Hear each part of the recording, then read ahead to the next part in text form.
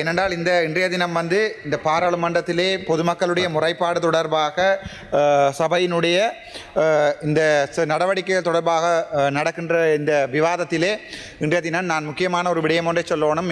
மனத்தில் மிகவும் கவலையோடு இதுவரைக்கும் பாராளுமன்ற உறுப்பினராக 2 வருடங்கள் நான் என்னுடைய காலத்தை கழித்திருக்கிறேன் கிட்டத்தட்ட. அதிலே அன்றைய தினம் கிளிநொச்சியிலே நடந்த சம்பவம், கிளிநொச்சி ஒருங்கிணைப்பு குழு கூட்டத்திலே நடந்த ஒரு சம்பவம் ஒன்றை உங்களுக்கு இந்த நிமிடத்திலே நான் சொல்ல விரும்புகிறேன். இந்த கிளிநொச்சி மாவட்டம் இலங்கையிலேயே மிகவும் படுமோசமாக பாதிக்கப்பட்ட எங்களுடைய 22 பார்களை கொண்டு வந்த பெருமையை கொண்ட பார்சரி எங்களுடைய மதிப்புக்குரிய பாராளுமன்ற உறுப்பினர் ஸ்ரீதரன் அவர்களுடைய மாவட்டம் என்றதிலையும், இலங்கையிலே அதிகுறைந்த வருமானம் கூடிய மாவட்டம், வருமானம் இல்லாத மாவட்டம், அதிகுறைந்த வருமானம் உள்ள மாவட்டம் என்பதையும், அதே நேரத்தில் தமிழீழ விடுதலை புலிகளுடைய இதயமாக இருந்த ஒரு தேசம் என்பதையும் கிளிநொச்சி மக்களையும் நான் இன்றைக்கு நினைவுபடுத்த விரும்புகிறேன். அந்த கிளிநொச்சி மண் இன்றைய தினம் இவ்வளவு மோசமாக படுமோசமாக இந்த ஒரு அபிவிருத்திகளுமே இல்லாமல் மாறி போயிருப்பதற்குரிய முக்கியமான காரணங்கள் கிளிநொச்சியிலிருந்து இதுவரைக்கும் தெரிவு செய்யப்பட்டிருக்கின்ற பாராளுமன்ற உறுப்பினர்களுடைய அடிப்படை அறிவு தொடர்பான மிகவும் நாங்கள் கவலைப்படுகின்ற ஒரு விடயம்.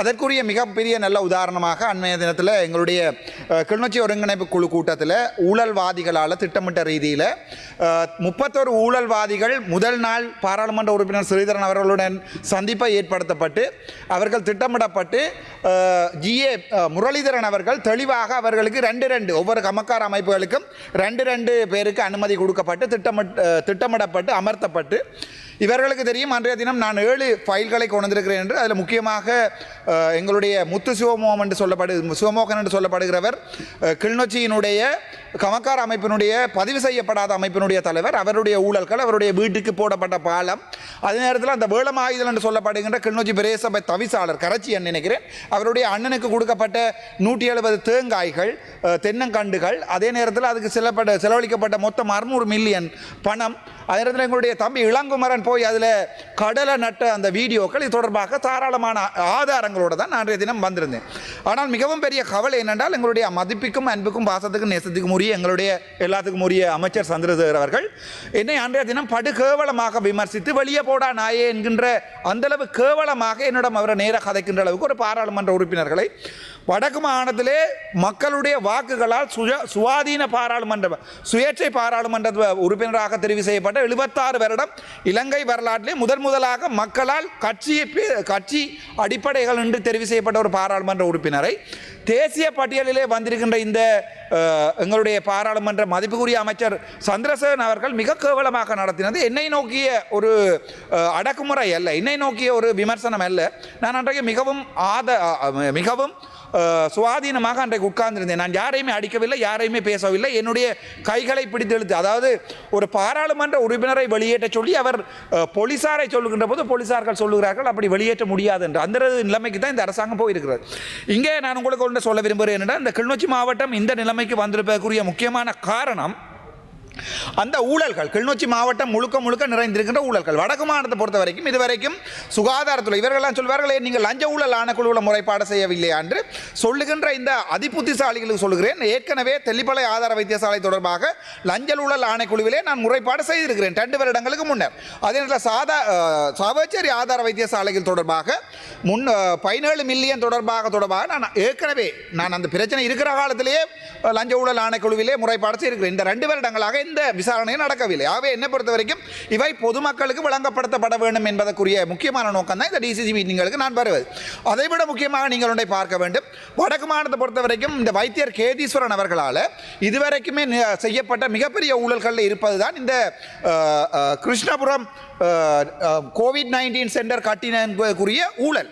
அதே நேரத்தில் பார்த்தீங்கன்னு சொன்னால் மருதங்கணி கோவிட் சென்டர் கட்டப்பட்ட ஊழல். இந்த 2 ஊழல் விசாரிக்கப்பட்டு வடக்கு மாநிலத்தின் சுகாதாரத்துறையினுடைய இன்டர்னல் ஆடிட்டால் அவர்கள் செய்யப்பட்ட ஆடிட் ரிப்போர்ட் என்னிடம் இருக்கிறது.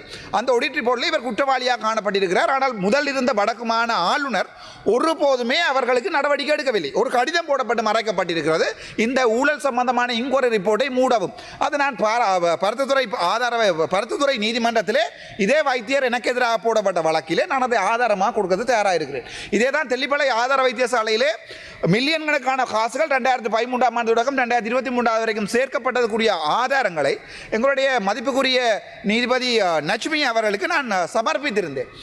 ஒரு ஒரு ஒரு ஒரு சமூக ஊடகத்தை ஒரு சமூகத்திலே ஒரு சமூக ஊடகத்தை பாவித்து ஒரு விழிப்புணர்வை ஏற்படுத்துகின்ற ஒருவனுக்கு ஆன்லைன் சேஃப்டி பில் ஆக்டிலே போடுகின்ற போது தீர்ப்புகள் வழங்கப்படுகின்ற போது அந்த தீர்ப்புகள் வந்து சமூகத்திலே உதாரணமாக எடுத்துக்கொள்ளக்கூடாது என்பதை நாங்கள் இவர்களுக்கு சொல்ல விரும்புகிறேன். ஏனென்றால் இங்கே என்ன நடக்குது என்று சொன்னால் அந்த போடப்பட்ட அந்த வழக்கிலே எனக்கு வழங்கப்பட்ட தீர்ப்பு அந்த வீடியோவை ரிமூவ் பண்ண சொல்லுகின்ற தீர்ப்பு மட்டும்தான் வழங்கப்பட்டது. ஆனால் அதன் மூலம் ஒரு சமூகத்தில் இருந்து சமூகத்துக்காக குரல் கொடுக்கிறவன் ஒருவனுடைய குரலை அடக்குகின்ற போது அந்த அடக்குமுறைகள் படு மோசமானதாக இருக்கும்.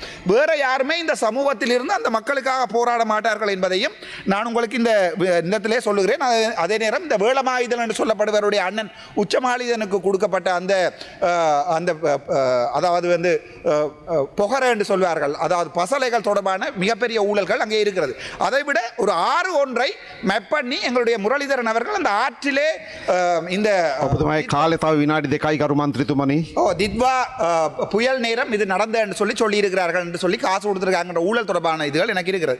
විනාඩි 9ක් තිබ්බා පොට බලන්න. හැබැයි මම තව මේක කරුණාකරලා මේක සිංහලෙන් කියන්න ඕන මට.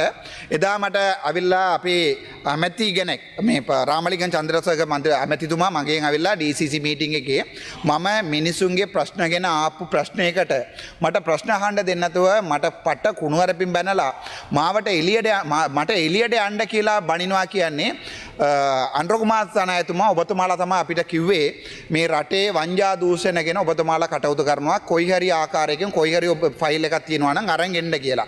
අපිත් ඒක විශ්වාස කරලා මං ගවිල්ලා මේ වංජා දූෂණ කොමිටියකින් කම්ප්ලයින්ට් එකක් දැම්මා. ඊට අමතරව මං ගාව 5-6ක් තියෙනවා. ඒවත් මම මේ ජනාධිපතිතුමාට ලියුමක් දැම්මා. ජනාධිපතිතුමා නලින්ද ජයදිස ඇමතිතුමාට ලියුමක් දැම්මා ඒක ගැන විමර්ශන කරන්න කියලා. දැන් අවුරුදු 2ක් ගිහිලා ඒක විමර්ශනයක් කරලා නැහැ. උතුරේ ජෙෆ්නා ටීචින් හොස්පිටල් එකේ මේ කබඩාව බෙහෙත් ගබඩාව පුච්චුවා. ඒක ගැන කිසි විමර්ශනයක් අද වෙනකන් ගිහිලා නැහැ. ඒට අමතරව ඒක ගැන මේ ඩිස්ට්‍රික්ට් සම්බන්ධකරණ කමිටිව අපි කතා කරන යනකොට ජනාධිපතිතුමා පොඩ්ඩක් හිතලා බලන්න අපේ වගේ මේ පාර්ලිමේන්ත් මේ මෙම්බර්ස්ලාට කිසි ආරක්ෂාව දෙන්නේ නැතුව ඔබතුමාලාගේ මර කල්ලියෝ අවිල්ලා අපිට ඒ වීඩියෝ බලන්න ඒ වීඩියෝ වල අවිල්ලා අපිට ගහනවා. ඒ වීඩියෝ තියෙනවා ඒක.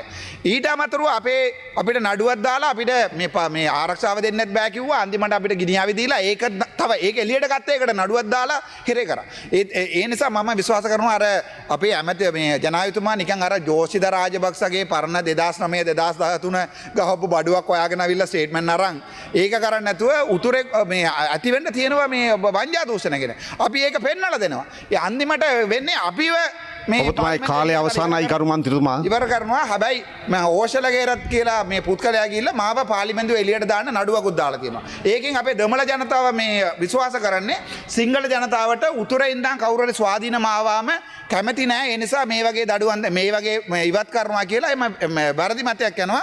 හැබැයි මම මේ වැඩි කාලේ මේ පාර්ලිමේන්තුවේ ඉන්නේ මේ ඔබතුමාට වැඩි කාලේ මේ කරදර කරන්නේ නැහැ. තව සති 2යි සති 3යි ඉන්නේ.